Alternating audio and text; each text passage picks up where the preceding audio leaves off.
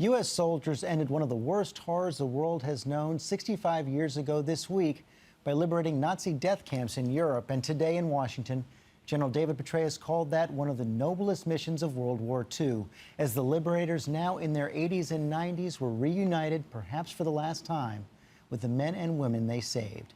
David Wright was there. In the rotunda of the U.S. Capitol today,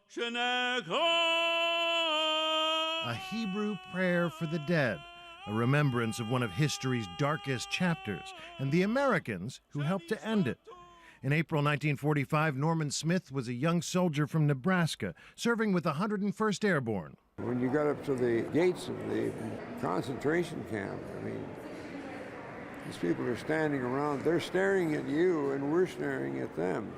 The soldiers had no warning of the horrors they would encounter. These walking skeletons was just a shock to see skeletons walking. They'd come so close to you, they'd come right up like this, and their breath was just unbelievably terrible.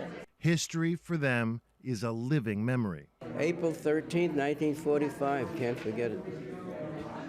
Today, General David Petraeus described a handmade American flag sewn in secret by prisoners at Mauthausen.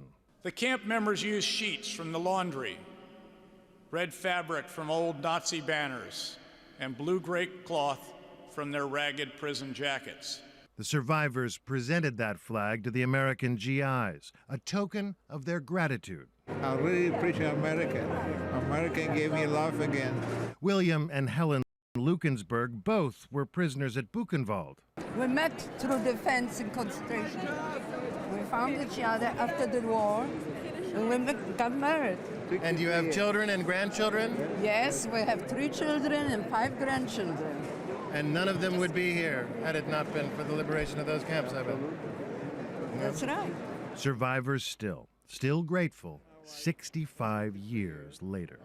David Wright, ABC News, Washington.